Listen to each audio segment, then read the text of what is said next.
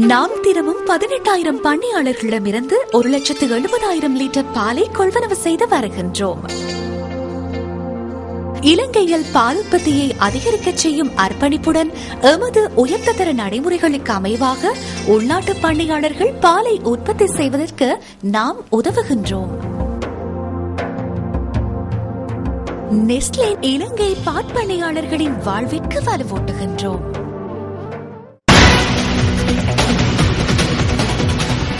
வணக்கம். நீங்கள் இணைந்து கொள்வது நியூஸ் போஸ்டின் வீக்கெண்ட் இரவு 8 மணி பிரதான செய்திகளுடன். விரிவான செய்திகளுக்கு செல்லும் முன்னர் முதலில் தலைப்புச் செய்திகள். தமிழக முதல்வருக்கு 4 வருட சிறை தண்டனை விதிப்பு. ஜனாதிபதிக்கும் இந்திய பிரதமருக்கும் இடையிலான சந்திப்பொன்று நியூயார்க்கில் இடம்பெற்றுள்ளது. சர்வதேச நாடுகளின் ஆதரவு இலங்கைக்கு குறைவடைந்துள்ளதாக கலாநிதி தயான் ஜெயதிலக தெரிவிப்பு. மனித உரிமை தொடர்பான விசாரணைகளில் இலங்கைக்கு ஆதரவாக 22 நாடுகள் ஒன்றிணைந்து கூட்டறிக்கை. ஊவா மாகாணத்தில் வன்முறையுடன் தொடர்புடைய சந்தேக நபர்களை உடனடியாக கைது செய்யுமாறு பொலிஸ் அதிபர் உத்தரவு. காணாமற் போனோர் தொடர்பான முறைப்பாடுகளை விசாரிக்கும் ஜனாதிபதி ஆணைக்குழுவின் சாட்சி பதிவுகள் கிளிநொச்சியில். பொதுமக்களின் காணிகளை ராணுவம் சுற்றுலா தலங்களாக பயன்படுத்துகின்றது. வடமாகாண முதலமைச்சர் குற்றச்சாட்டு. இனி விரிவான செய்திகள். சொத்து குவிப்பு வழக்கில் குற்றவாளியாக அடையாளம் காணப்பட்ட தமிழக முதல்வர் ஜெயலலிதா ஜெயராமிற்கு 4 வருட கால சிறை தண்டனை விதிக்கப்பட்டுள்ளது. பெங்களூர் விசேட நீதிமன்றத்தில் இன்று இடம்பெற்ற வழக்கு விசாரணைகளின் போதே இந்த தீர்ப்பு வழங்கப்பட்டது. இது தொடர்பான விரிவான தகவல்களை தொடரும் செய்திகளில் எதிர்பாருங்கள். மனித உரிமைகள் தொடர்பான விசாரணையில் இலங்கைக்கு ஆதரவு தெரிவித்து 22 நாடுகள் இணைந்து கூட்டறிக்கை விடுத்துள்ளன. மனித உரிமைகள் பேரவையில் வாய்மூல அறிக்கை சமர்ப்பிக்கப்பட்டதன் பின்னர் குறித்த 22 நாடுகளும் இந்த பதிலை வெளியிட்டுள்ளன. மனித உரிமைகள் ஆணைக்குழுவிற்கு உள்ள சிறப்புரிமைகளின் பிரகாரம் இலங்கைக்கு எதிராக பலவந்தமான முறையில் விசாரணை முன்னெடுக்கப்படுவதாக ஜெனீவாவில் உள்ள நிரந்தர வதிவிட பிரதிநிதி அலுவலகம் குறிப்பிட்டுள்ளது. இலங்கையின் உள்ளக கட்டமைப்புகளின் ஊடாக மனித உரிமைகள் தொடர்பில் நடவடிக்கைகள் முன்னெடுக்கப்படுவதாக இதன்போது சுட்டிக்காட்டப்பட்டது. ஏதேனும் ஒரு நாட்டிற்கு ஆதரவளிக்க வேண்டுமாயின் அந்த நாட்டின் அனுமதியுடன் அது முன்னெடுக்கப்பட வேண்டும் என அந்த அறிக்கையில் குறிப்பிடப்பட்டுள்ளது. 22 நாடுகளை உள்ளடக்கிய இந்த குழுவிற்கு எகிப்து தலைமைத்துவம் வகிக்கின்றது. இந்த கூட்டறிக்கை வெளியிடப்பட்டதன் பின்னர் ஏற்பட்டுள்ள நிலைமை தொடர்பில் முன்னாள் ராஜதந்திர பிரதிநிதி கலாநிதி தயான் ஜெயதிலகவிடம் நியூஸ் ஃபர்ஸ்டின் அலுவலக செய்தியாளர் Nadeem Majid வினவியிருந்தார். Dr. Jayatillaka, a like-minded group headed by Egypt. கலாநிதி தயான் ஜெயதிலக, ஜெனீவாவில் இலங்கைக்கு ஆதரவு தெரிவித்து 22 நாடுகளின் கூட்டறிக்கை வெளியிடப்பட்டுள்ளன. இந்த விடயத்தை நீங்கள் எவ்வாறு பார்க்கின்றீர்கள்? To the OHCHR investigation, how do you view this statement? Well, while I'm happy that the like-minded group has issued this statement, accompanied by இந்த விடயம் மகிழ்ச்சி அளிக்கின்றது. ஆயினும் இந்த விடயத்தில் ஒரு சிறு பிரச்சனை காணப்படுகின்றது. கூட்டறிக்கை வெளியிட்டுள்ள 22 நாடுகளில் இலங்கை தவிர 21 நாடுகளில் 7 நாடுகள் மாத்திரமே வாக்கெடுப்பில் வாக்களிக்க முடியும். அதாவது ஐநாவின் நிரந்தர உறுப்புரிமையை கொண்ட நாடுகள். மற்றொரு விதத்தில் தெரிவித்தால் மனித உரிமைகள் பேரவையில் உள்ள 47 நாடுகளில் இலங்கைக்கு 7 நாடுகள் மாத்திரமே ஆதரவாக உள்ளது. பாரியதொரு பின்னடைவு. 10 நாடுகள் கூட எமக்கு ஆதரவளிக்கவில்லை. இந்த வருடம், அதாவது கடந்த மார்ச் மாதம் வாக்கெடுப்பில் பாரிய தோல்வியடைந்த சந்தர்ப்பத்தில் 12 நாடுகள் ஆதரவாக செயற்பட்டன. தற்போது 6 மாதங்களில் 7ஆக குறைந்துள்ளது. மாதாந்தம் ஒரு நாட்டின் ஆதரவை நாம் இழந்துள்ளோம். இது இலங்கை போன்ற நாட்டிற்கு பாரியதொரு பின்னடைவு. இந்தியா, பிரேசில், தென்னாப்பிரிக்கா போன்ற 3ஆம் உலக நாடுகள் ஆதரவாக வாக்களித்து இலங்கைக்கு ஆதரவளிக்க தயாராக இல்லை. And we don't have South Africa. Now that's a complete collapse of Sri Lankan diplomacy. Dr. Jayatillaka, you say that India opposes this external inquiry. நீங்கள் இந்தியா தொடர்பில் தெரிவித்தீர்கள். ஆயினும் இலங்கைக்கு சார்பாக இந்திய உயர்ஸ்தானிகர் வெளியிட்ட அறிக்கையில் தெரிவிக்கப்பட்டிருந்தது. இந்த விசாரணையின் செயற்திறன் தொடர்பில் அவர்கள் கேள்வி எழுப்பியிருந்தார்கள். Questioning the methodology of this investigation, isn't that right? Question is, will இவற்றின் மூலம் தெரியவரும் விடயம் என்னவெனில், இந்தியா கடந்த மார்ச் மாதம் பேரவையில் செயற்பட்டது போன்று வாக்களிப்பில் கலந்து கொள்ளாது விலகியிருக்கும். இந்த நடவடிக்கைக்கு எதிரானது. ஆனாலும் இலங்கைக்கு ஆதரவாக ஒருபோதும் வாக்களிக்காது. அப்படியாயின் ஆதரவாக வாக்களித்திருக்கலாமே. பிரிக்ஸ் நாடுகளை எடுத்துக்கொண்டால் சீனா, ரஷ்யா, பிரேசில், இந்தியா மற்றும் தென்னாப்பிரிக்கா ஆகிய நாடுகள் உள்ளன. இந்த 5 நாடுகளில் 2 நாடுகள் மாத்திரமே இலங்கைக்கு ஆதரவாக வாக்களித்துள்ளன. சீனா மற்றும் ரஷ்யா ஆகியன ஆதரவளித்துள்ளன. இந்தியா, பிரேசில், தென்னாப்பிரிக்கா ஆகியன ஆதரவாக வாக்களிக்கவில்லை. இதன் மூலம் பிரிக்ஸ் அமைப்பின் பெரும்பான்மையும் எமக்கு இல்லை என்பது தெளிவாகின்றது. This is a complete collapse of our diplomacy in Geneva and in general. உலக சுற்றுலா தினத்தை முன்னிட்டு வடமாகாண சுற்றுலாத்துறை மாநாடு யாழ்ப்பாணத்தில் இன்று ஆரம்பமானது. வடமாகாண சுற்றுலாத்துறை ஒன்றியமும் வடமாகாண முதலமைச்சர் செயலகமும் இணைந்து வடமாகாண சுற்றுலாத்துறை மாநாட்டை ஏற்பாடு செய்திருந்தன. இந்த நிகழ்வில் வடமாகாண சுற்றுலா தலங்களுக்கான வழிகாட்டல் கையேடு வெளியிடப்பட்டது. வடமாகாண உள்ளூராட்சி சபைகளின் செயலாளர் சி திருவாகரன் இந்த கையேட்டை வெளியிட வடமாகாண முதலமைச்சர் சி விக்னேஸ்வரன் பெற்றுக் கொண்டார். ராணுவம், கடற்படை ஆகியோர் வேளாண்மையில் மட்டுமன்றி மீன்பிடி தொழிலிலும் உள்நுழைந்துள்ளன. சுற்றுலா உணவகங்களை கட்டி கோல்ஃப் விளையாடும் திடல்களையும் கட்டி சுற்றுலா பயணிகளை தமது சிற்றுண்டி சாலைகளுக்கும் தங்குமிடங்களுக்கும் அழைக்கின்றார்கள். காங்கேசன் துறையிலும் காரைநகரிலும் கட்டப்பட்டுள்ள விடுமுறை விடுதிகள் இவற்றிற்கு சான்றாக விளங்குகின்றன. மக்களுக்குரிய காணிகளை கையேற்றே மேற்படி கைங்கரியங்கள் நடைமுறைப்படுத்தப்பட்டு வருகின்றன. மக்களோ முகாம்களில் வாழ வழியின்றி தவிக்கின்றார்கள். அவர்களுக்கு வாழ்வாதாரங்களை மாதா மாதம் எவ்வாறு வழங்குவதென்று வடமாகாண சபை தனது தலையை சொரிந்து கொண்டு நிற்கின்றது. அவர்களோ எமது மக்களின் 6000க்கும் மேலான அருமந்த மண்ணை அவர்கள் நடவடிக்கைகளுக்கு எடுத்து பாவித்து வருகின்றார்கள். ராணுவம் மக்களின் வாழ்வாதாரங்களிலும் சுற்றுலா உரிமைகளிலும் உள்நுழைவது சட்டப்படி செல்லுபடியாகுமா என்பது இன்னமும் நீதிமன்றில் அலசி ஆராயப்படவில்லை. 2000க்கும் மேலாக பதியப்பட்ட வழக்குகள் தள்ளாடி போய் தடம் புரண்டு போய்விடுவனவோ என்று எண்ண வேண்டி இருக்கின்றது. மேலும் 2009க்கு பிறகு தெற்கில் இருந்தும் பிற நாடுகளில் இருந்தும் வந்தவர்கள் பலர் எடுத்ததை சுருட்டலாம் என்ற எண்ணத்தில் வடமாகாண சுற்றுலாத்துறையினுள் உள்ளமை எமக்கு கவலையை ஊட்டுகின்றது. இந்த சுற்றுலா மாநாட்டில் வடமாகாண முதலமைச்சர் சி வி விக்னேஸ்வரன், வடமாகாண கல்வி அமைச்சர் தம்பிராசா குருகுலராஜா, விவசாய அமைச்சர் பொன்னுத்துறை ஐங்கரநேசன், வடமாகாண சபை தலைவர் சி வி கே சிவஞானம் உள்ளிட்டோர் கலந்து கொண்டனர். காணாமற் போனோர் தொடர்பான முறைப்பாடுகளை விசாரிக்கும் ஜனாதிபதி ஆணைக்குழுவின் சாட்சி பதிவுகள் இன்று கிளிநொச்சியில் இடம்பெற்றன. கிளிநொச்சி மாவட்டத்திற்கான 2ஆம் கட்ட அமர்வுகள் முழங்காவில் மத்திய கல்லூரியில் இன்று இடம்பெற்றன. இன்றைய தினம் சாட்சியம் வழங்குவதற்காக 50 பேருக்கு அழைப்பு கடிதங்கள் அனுப்பி வைக்கப்பட்டதாக ஆணைக்குழுவின் செயலாளர் HW குணதாஸ் தெரிவித்தார். ஜனாதிபதி ஆணைக்குழுவின் பகிரங்க விசாரணைகளில் 40 பேர் இன்று சாட்சியம் அளித்ததாக அவர் குறிப்பிட்டார். இது தவிர மேலும் 20 பேர் ஆணைக்குழுவிற்கு புதிதாக முறைப்பாடுகளை முன்வைத்துள்ளனர். எப்படி காணா போனவர்? 12 மணிக்கு படுத்திருக்கையில கொண்டு போயிருக்காங்க. யார் கொண்டு போனது? கேட்டாங்க. நான் கல்யாண வீட்டுக்கு போயிட்டேன், கண்டிக்கு போயிட்டேங்க. நான் போயிட்டேன் கல்யாண வீட்டுக்கு. அப்ப மகள் மருமகனும் தான் இருந்தாங்க வீட்டுல. அப்ப உங்களோட மகள் சொன்னவா ராணுவம் அல்லது வேற ஆட்கள் பிடிச்சு கொண்டு போன மகள் சொன்னவா? சொன்னாங்க. இது சிங்களத்துலதான் கதைச்சாங்களாம். வீட்டுக்கு 10 பேருங்க, வெளியே 8 பேரு இருந்தாங்களாம். வீட்டுல 10 பேருங்க. வீட்டுக்கு 10 பேர். 10 பேருங்க. 8 பேருங்க. அது பிற்பாடு மக கத்துற நேரம் சுடுவேன்னு சொல்லியிருக்காங்க. அது பிறகு பவுல்ல ஏத்தி கொண்டு போனாங்கன்னு பவுல்ல ஏத்தி கொண்டு போனாங்க. பவுல் இந்த ஆமிக்காரங்க பவுல்ல ஏத்தி கொண்டு போனாங்கன்னு கேள்விப்பட்டேன்.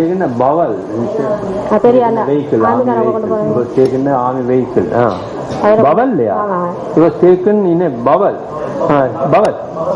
அந்த இடத்துக்கு பாதுகாப்பு வழங்கி கொண்டு இருந்தது.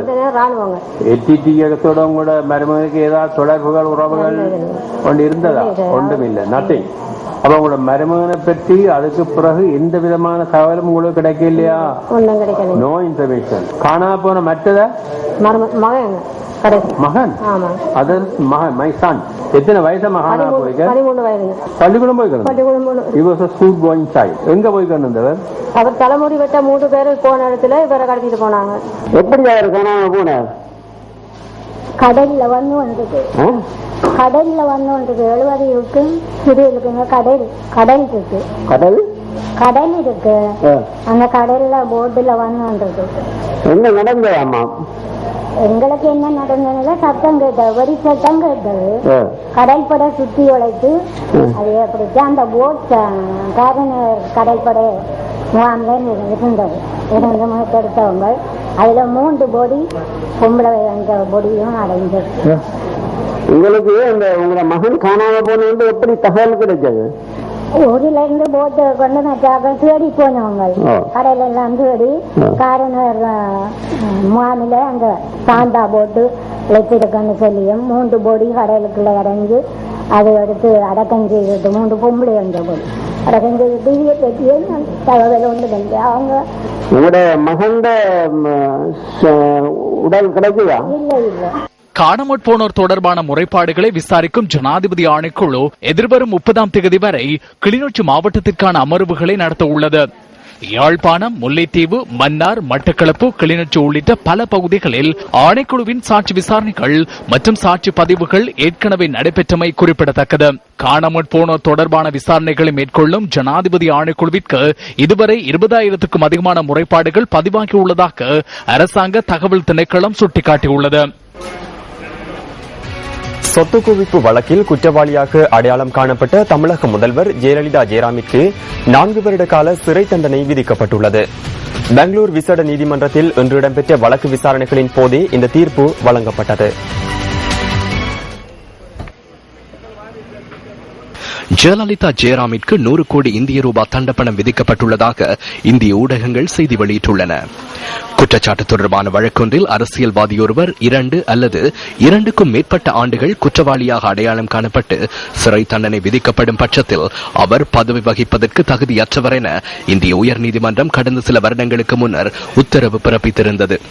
இந்த உத்தரவிற்கு அமைய ஜெயலலிதா ஜெயராமிற்கு தனது பதவியிலிருந்து விலக வேண்டிய நிலை ஏற்பட்டுள்ளதாக இந்திய ஊடகங்கள் செய்தி வெளியிடுகின்றன. 1991ஆம் ஆண்டு தமிழகத்தின் முதல்வராக முதன்முறையாக ஜெயலலிதா ஜெயராம் நியமிக்கப்பட்டிருந்தார். 1996ஆம் ஆண்டு வரையான காலம் தமிழகத்தின் முதல்வராக பதவி வகித்த ஜெயலலிதா 3 கோடி இந்திய ரூபாவாக காணப்பட்ட அவரின் சொத்து மதிப்பு பதவிக்காலம் நிறைவடையும் போது 66 கோடி இந்திய ரூபாய் வரை அதிகரித்துள்ளதாக குற்றம் சாட்டப்பட்டது. இதற்கமைய ஜெயலலிதா ஜெயராமிற்கு எதிராக 1996ஆம் ஆண்டு சொத்து குவிப்பு தொடர்பான வழக்கை அப்போதைய ஜனதா கட்சியின் தலைவரான சுப்பிரமணியம் சுவாமி திராவிட முன்னேற்ற கழகம் சார்பில் தாக்கல் செய்திருந்தார். ஜெயலலிதா ஜெயராம், அவரது தோழியான சசிகலா, வளர்ப்பு மகன் சுதாகரன் மற்றும் சசிகலாவின் உறவினரான இளவரசி ஆகியோருக்கு எதிராக வழக்கு தாக்கல் செய்யப்பட்டிருந்தது. சசிகலா, சுதாகரன் மற்றும் இளவரசி ஆகியோருக்கு தலா 4 வருட சிறை தண்டனை விதிக்கப்பட்டுள்ளதுடன் அவர்களுக்கு தலா 10 கோடி இந்திய ரூபாய் தண்டப்பணத்தை செலுத்துமாறும் நீதிமன்றம் உத்தரவு பிறப்பித்துள்ளது. இந்த வழக்கு மீதான விசாரணைகள் கடந்த 18 வருடங்கள் இடம்பெற்று வந்த நிலையில் இன்றைய தினம் பெங்களூரு விசேட நீதிமன்றத்தினால் தீர்ப்பு வழங்கப்பட்டுள்ளது. இந்த வழக்கில் குற்றஞ்சாட்டப்பட்டிருந்த அனைவரும் பெங்களூர் விசேட நீதிமன்ற முன்னிலையில் இன்று ஆஜராகியிருந்ததாக இந்திய ஊடகங்கள் செய்தி வெளியிட்டுள்ளன.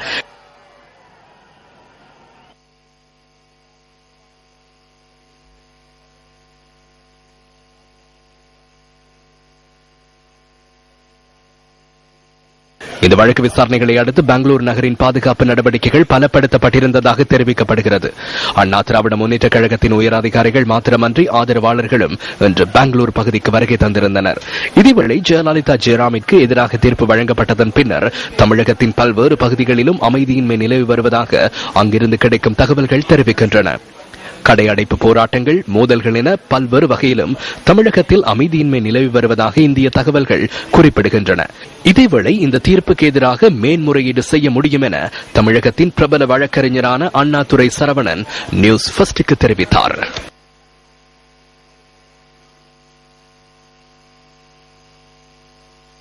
A2, A3, A4 Sasikala, Sudhakaran, இளவரசி இவங்களுக்கு வந்து தலா 4 வருடங்களும் அவங்களுக்கு எல்லாம் வந்து 10 கோடி ரூபாய் வந்து ஃபைன் போட்டிருக்காங்க. இதை அடுத்து ஜெயலலிதா வந்து இப்போ அங்க வந்து பக்கத்திலேயே இருக்கிற அந்த ஜெயிலுக்கு கூட்டு போயிருக்காங்க. அது இல்லாம நீதிபதி வந்து அவங்களுக்கு வந்து மருத்துவ உதவிகள் வந்து செய்யணும், அவங்க வந்து மயக்கமா இருக்கு அப்படின்றதுனால உடனடியா மருத்துவ உதவி செய்யணும்னு உத்தரவிட்டிருக்காரு. இந்த தீர்ப்புனால வந்து இவங்க உடனடியாக வந்து முதல்வர் பதவியிலிருந்து விலக வேண்டியிருக்கும். அவங்களுடைய MLA பதவியும் அவர்கள் இழந்து விடுவார்கள். இதுக்கு மேல வந்து மேல்முறையீடு செய்யலாம். உயர்நீதிமன்றத்தில் மேல்முறையீடு செய்து ஜாமீன் வாங்கலாம்.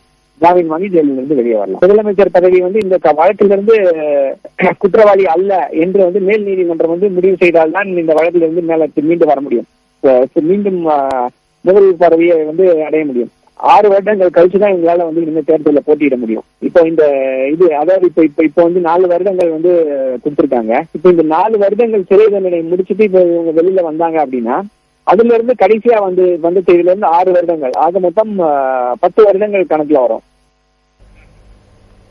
இது தொடர்பில் சன் செய்தியாளர் அபர்ணா பெங்களூரில் இருந்து நியூஸ் ஃபர்ஸ்டுக்கு கருத்து தெரிவித்தார்.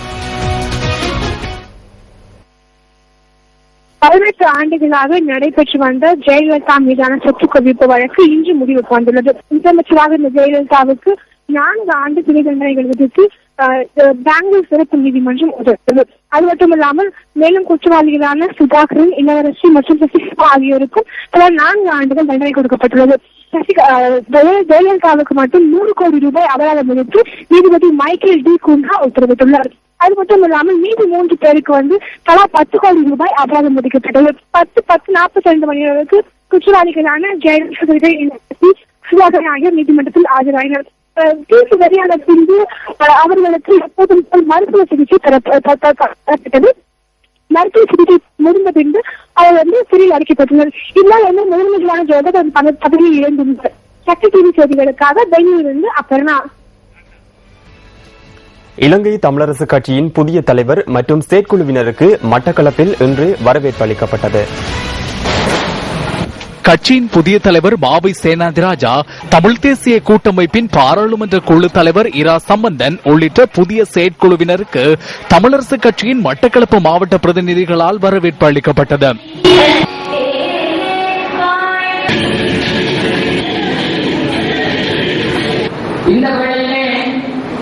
கல்லடி மணிக்கூட்டு கோபுரத்திற்கு அருகிலிருந்து பிரமுகர்கள் வாகன தொடரணியாக கல்லடி, உப்போடை, துளசி மண்டபத்தை நோக்கி அழைத்துச் செல்லப்பட்டனர்.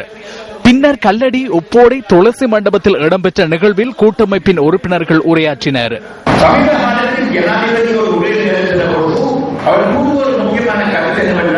இந்த நாட்டில் சிறுபான்மை இனங்கள் எவரும் இல்லை. இந்த நாட்டில் வாழ்கின்ற மக்கள் ஒரே மக்கள். ஆக ஒரு வித்தியாசம் தான் இருக்கின்றது. அந்த வித்தியாசம் என்னவென்றால், ஒரு பிரிவு நாட்டை நேசிக்கிற மக்கள், மற்ற பிரிவு நாட்டை நேசிக்காத மக்கள். அந்த வேற்றுமையை தவிர வேறே இல்லை. இந்த நாட்டில் சிறுபான்மையின மக்கள் என்று பெரும்பாலான மக்கள் எவரும் இல்லை. எல்லாரும் ஒரே மக்கள். ஆக ஒரே ஒரு பிரிவு நாட்டை நேசிக்கிற மக்கள், நாட்டை நேசிக்காத மக்கள். அதாவது தேசப்பட்டுள்ள மக்கள், தேசப்பட்டு இல்லாத மக்கள். நிச்சயமாக ஜனவரி மாதத்துக்கு முன்பாக தேர்தல் நம்பர இருக்கின்றது. அந்த ஜனாதிபதி தேர்தலை பொறுத்த மட்டிலே நாங்கள் இதுவரையிலே தமிழ் தேசிய கூட்டமைப்பு எந்த ஒரு முடிவையும் இதுவரை உத்தியோகபூர்வமாக எடுக்கவில்லை. நிச்சயமாக ஜனாதிபதி தேர்தல் தொடர்பாக எங்கள் தலைமைகள் எடுக்கின்ற அந்த பொறுப்பை, அந்த பணியை, அந்த செயலை நாங்கள் செயலிலே காட்ட வேண்டும் என்பதையும் நான் உங்களோட பணிவாக கேட்டுக்கொள்ள.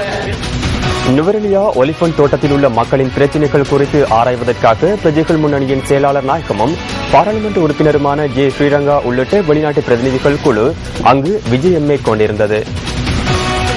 நுவரெலியா மாவட்டத்தில் உள்ள மக்கள் எதிர்நோக்குகின்ற பிரச்சனைகளை சர்வதேசத்தின் கவனத்திற்கு கொண்டு வரும் நோக்கில் இந்த விஷயம் அமைந்திருந்தது. இந்த காடாயிருந்த நுவரெலியாவை வெட்டி துப்புரவாக்கி தேயிலைகளை நாட்டி இந்த நுவரெலியா இப்படி அழகுபடுத்திய இந்த மலையக மக்கள் எப்படி வாழ்ந்து கொண்டிருக்கிறார்கள் என்பதை இப்ப அமெரிக்க பிரதிநிதிகள் பார்த்துக் கொண்டிருக்கிறார்கள். அவர்களுக்கு மிகவும் ஒரு ஆச்சரியமாக இருக்கிறது. இந்த நுவரெலியாவில் நாங்கள் வந்தது உல்லாச பயணிகளாக வந்து இங்கு பார்க்கின்ற பொழுது, இவ்வளவு ஹோட்டல்களும் இவ்வளவு லேக்குகளும் இவ்வளவு வந்திருக்கின்ற பொழுதும் இந்த நுவரெலியாவை துப்புரவாக்கி இந்த நுவரெலியாவில் அழகுபடுத்திய இந்த மக்கள் இந்த 8 அடி காம்ராக்குள் எப்படி சிரமத்தின் மத்தியில் வாழ்ந்து கொண்டிருக்கின்றார்கள் இவர்கள் பார்க்கிறார்கள். இங்கிருக்கின்ற அரசியல்வாதிகளுக்கு நாங்கள் இந்த பிரச்சனையை வெளிக்கொணர்ந்தோம். ஆனால் அவர்களுக்கு செவிடண்ட காதிலே ஊதுற சங்கு போல் இருக்கிறது. ஆனால் இன்று நாங்கள் சர்வதேச கண்களை துறக்க இருக்கின்றோம் என்றால் இன்று இலங்கை ஒரு சர்வதேசத்திற்குள் மயப்படுத்தப்பட்டிருக்கிறது. எனவே இந்த மக்களின் பிரச்சனையையும் வெளியில் கொண்டு வருவதற்காக நாங்கள் ஏற்கனவே உலக இளைஞர் மகாநாட்டுக்கு வந்த மக்களுக்கு காட்டியிருந்தோம். தற்பொழுது அமெரிக்க பிரதிநிதிகளுக்கும் இந்த மக்கள் படுகின்ற துன்பங்களை காட்டுகின்றோம். ஏன்னா இந்த மக்களின் ஊடாகத்தான் இலங்கைக்கு பாரிய ஒரு நிதி வருகிறது, தேயிலை விற்பனை ஊடாக. இவர்கள் குடிக்கின்ற ஒவ்வொரு தேயிலையும் இங்கிருக்கின்ற மக்களின் ரத்தம் என்பதனை இவர்கள் புரிந்து கொள்ள வேண்டும். அதனூடாகத்தான் நமது மக்களின் பிரச்சனை வெளிநாடுகளுக்கு தெரிய வருகிறது என்று உணர்ந்து தன்னும் இந்த அரசியல்வாதிகள் எங்கள் மக்களின் வாழ்க்கையை மாற்ற வேண்டும். எனவே இனி நாங்கள் இந்த பிரச்சனையை சர்வதேசமயப்படுத்த வேண்டும். அதற்கு ஊடாக தன்னும் எமது மக்களுக்கு வீடு வாசல்கள் கிடைக்க வேண்டும் என்பதற்காகத்தான் நாங்கள் இந்த நடவடிக்கையில் ஈடுபட்டிருக்கின்றோம். செய்திகள் தொடர்கின்றன. ஜனாதிபதி மஹிந்த ராஜபக்ச இலங்கை நேரப்படி இன்றிரவு 10 மணிக்கு இந்திய பிரதமர் நரேந்திர மோடியை சந்திக்க உள்ளார். இந்த சந்திப்பின் போது இரு நாட்டு தலைவர்களும் பல முக்கிய விடயங்கள் தொடர்பில் கலந்துரையாட உள்ளதாக ஜனாதிபதி ஊடகப் பிரிவு தெரிவித்தது. ஆஸ்திரேலியாவின் பிரதமர் டானி அபட்டை இலங்கை நேரப்படி நேற்று மாலை ஜனாதிபதி சந்தித்ததாக ஜனாதிபதி பேச்சாளர் மற்றும் சர்வதேச ஊடகப் பிரிவு குறிப்பிட்டது. கற்றுக்கொண்ட பாடங்கள் மற்றும் நல்லிணக்க ஆணைக்குழுவின் பரிந்துரைகளை நடைமுறைப்படுத்துவதில் ஜனாதிபதி எடுத்துள்ள நடவடிக்கைகள் தொடர்பில் ஆஸ்திரேலிய பிரதமர் மகிழ்ச்சி வெளியிட்டதாகவும் ஜனாதிபதி ஊடகப் பிரிவு தெரிவித்துள்ளது. ஐக்கிய நாடுகளின் பொதுச்சபையின் 69வது கூட்டத்தொடருக்கு அமைவாக இடம்பெற்ற இந்த பேச்சுவார்த்தையின் போது இருநாட்டு தலைவர்களும் பல விடயங்கள் தொடர்பில் கலந்துரையாடியுள்ளனர். இதேவேளை சர்வதேச இணக்கப்பாட்டிற்கான வர்த்தக சம்மேளன பிரதிநிதிகளுடனான சந்திப்பிலும் ஜனாதிபதி கலந்து கொண்டார். எதிர்கால முதலீட்டு சந்தர்ப்பங்கள் மற்றும் அதன் பலன்கள் தொடர்பாக இதன்போது கலந்துரையாடப்பட்டது. நாட்டின் பல பகுதிகளிலும் இடம்பெற்ற செய்திகளின் தொகுப்பு அடுத்து.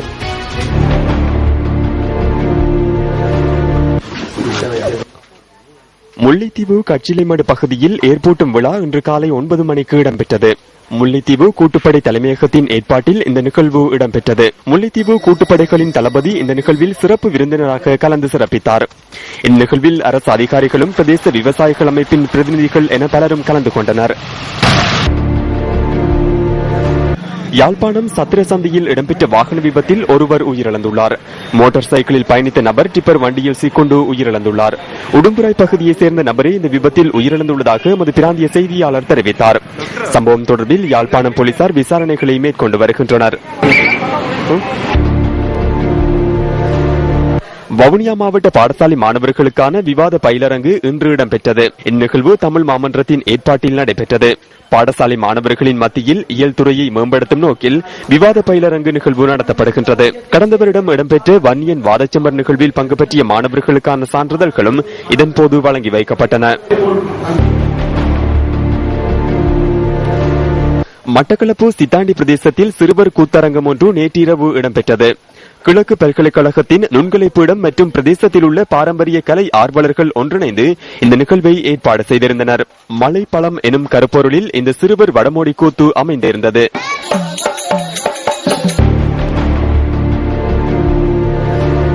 காத்தான்குடி மத்திய வீதியில் செங்கற்களை ஏற்றி வந்த லொரியொன்று குடை சாய்ந்தமையினால் அந்த வீதியூடான போக்குவரத்து தடைப்பட்டது. முன்னால் வந்த வாகனம் ஒன்றுக்கு இடமளிக்க முற்படும் போதே இந்த விபத்து இடம்பெற்றுள்ளது.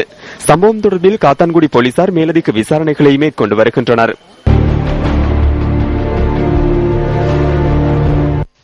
பண்டாரவளை நாயபெத்த தோட்டத்தில் 25 பெண்கள் குளவிக்கொட்டுக்கு இலக்காகியுள்ளனர். குளவிக்கொட்டுக்கு இலக்கானவர்கள் பண்டாரவளை வைத்தியசாலையில் அனுமதிக்கப்பட்டுள்ளதாக வைத்தியசாலையின் பேச்சாளர் ஒருவர் தெரிவித்தார்.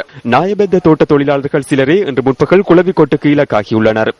குளவிக்கொட்டுக்கு இலக்கான 25 பெண்களில் சிலர் அவசர சிகிச்சை பிரிவில் அனுமதிக்கப்பட்டுள்ளதாக பண்டாரவளை வைத்தியசாலையின் பேச்சாளர் ஒருவர் குறிப்பிட்டார்.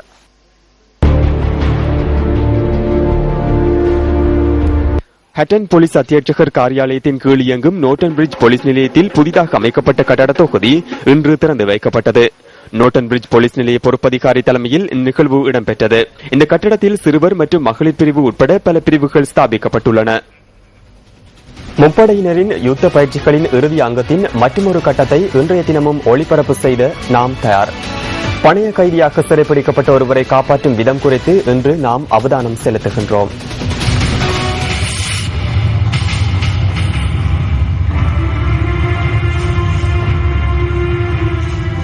இலங்கை ராணுவத்தின் விசேட படையினரின் கட்டளையிடும் அதிகாரி என கூறப்படும் ஒருவரை எதிரிகள் பணைய கைதிகளாக சிறைப்பிடித்து அவர்களின் முகாம்களில் தடுத்து வைத்துள்ளனர். எதிரிகளின் பிடியில் உள்ள தமது கட்டளையிடும் அதிகாரியை காப்பாற்றும் நோக்குடன் 2 பெல் 212 விமானத்தில் விசேட படையினர் வருகை தந்தனர்.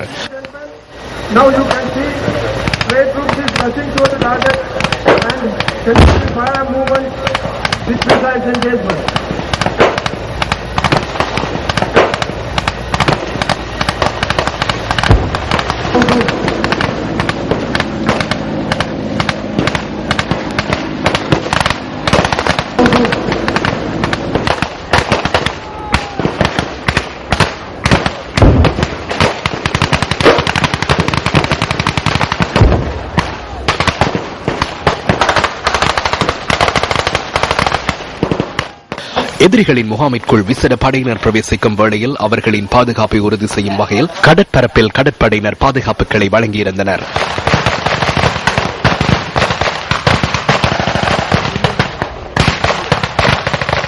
பல மணி நேரம் மோதலின் பின்னர் தமது கட்டளையிடும் அதிகாரியை விசேட படையினர் காப்பாற்றியுள்ளனர்.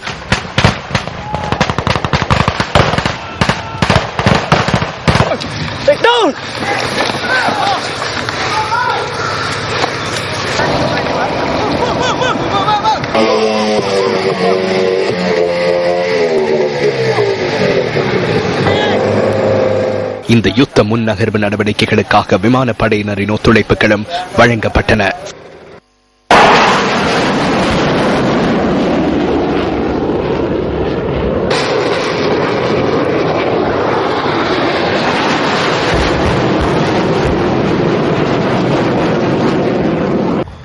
கடற்கரை பகுதியை பாதுகாப்பதற்காக எதிரிகளினால் அமைக்கப்பட்டிருந்த முகாம் ஒன்றை அளிக்கும் காட்சிகளே அவை. 2014ஆம் ஆண்டு இடம்பெற்ற முப்படையின் கூட்டு பயிற்சி நடவடிக்கையின் போதே இந்த செயற் திட்டம் முன்னெடுக்கப்பட்டது. ஒளிப்பதிவாளர் டிஷ்னகா நயஞ்சவுடன் நான் ரஞ்சன் அருண் பிரசாத். 23 நாட்கள் நடைபெற்ற 2014ஆம் ஆண்டின் முப்படை பயிற்சி நடவடிக்கை வெற்றிகரமாக முடிவடைந்தது. මේක හොඳ එක්සර්සයිස් එකක්. අපිට ආවුන් පස්සේ අපිට හොඳ එක්ස්පීරියන්ස්. ஊவா மாகாண சபை தேர்தலோடு இடம்பெற்ற வன்முறைகளுடன் தொடர்புடைய சந்தேக நபர்களை கைது செய்து உடனடியாக விசாரணைகளை நிறைவு செய்யுமாறு போலீஸ் மா அதிபர் NK இளங்ககோன் உத்தரவிட்டுள்ளார். தராதரம் பாராமல் சந்தேக நபர்களை கைது செய்யுமாறு ஊவா மாகாண பிரதி போலீஸ் மா அதிபர் சிரேஷ்ட மற்றும் உதவி போலீஸ் அத்தியட்சகர் உள்ளிட்ட போலீஸ் அதிகாரிகளுக்கு போலீஸ் மா அதிபர் உத்தரவிட்டுள்ளார். தேர்தல் காலத்தில் 98 முறைப்பாடுகள் பதிவாகியுள்ளதாக போலீஸ் ஊடக பேச்சாளர் அலுவலகம் விடுத்துள்ள அறிக்கையில் குறிப்பிடப்பட்டுள்ளது. மொனராகலையில் 56 முறைப்பாடுகளும் பதுளையில் 42 முறைப்பாடுகளும் பதிவாகியுள்ளன. வன்முறைகளுடன் தொடர்புடைய 83 சந்தேக நபர்கள் தற்போது கைது செய்யப்பட்டுள்ளனர். இதேவேளை கடந்த 22ஆம் திகதி ஹாலியல நகரில் இடம்பெற்ற மோதலின் போது நியூஸ் போஸ்ட் ஊடகவியலாளர் காயமடைந்த சம்பவத்திற்கு எதிர்ப்பு தெரிவித்து பல பகுதிகளிலும் ஆர்ப்பாட்டங்கள் முன்னெடுக்கப்பட்டன. இன்று காலை கம்பகா மிரிஸ்வத்த பிரதேச சபைக்கு முன்னால் இடம்பெற்ற எதிர்ப்பு ஆர்ப்பாட்டத்தை கம்பகா மாவட்ட ஊடகவியலாளர்கள் ஏற்பாடு செய்திருந்தனர்.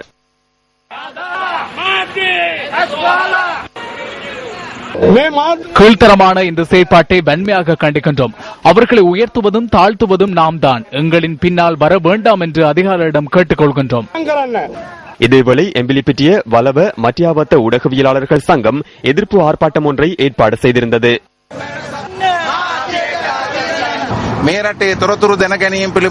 இந்த நாட்டில் தகவல் அறியும் உரிமைக்கு இழைக்கப்படுகின்ற அநீதிதான் ஊடகவியலாளர்கள் மீது மேற்கொள்ளப்படுகின்ற தாக்குதல்கள். இது ஒட்டுமொத்த சர்வதேச சமூகத்தினதும் அவப்பெயரை பெறுகின்ற ஒரு செயற்பாடாகும். ஊடகவியலாளர்கள் மீது தாக்குதல் மேற்கொள்கின்ற அனைவரும் சட்டத்தின் முன் கொண்டுவரப்பட்டு தண்டிக்கப்பட வேண்டும். மாத்தறை ஊடகவியலாளர்களின் சங்கம் மாத்தறை பஸ் நிலையத்திற்கு முன்பாக இன்று எதிர்ப்பு ஆர்ப்பாட்டம் ஒன்றை ஏற்பாடு செய்திருந்தது.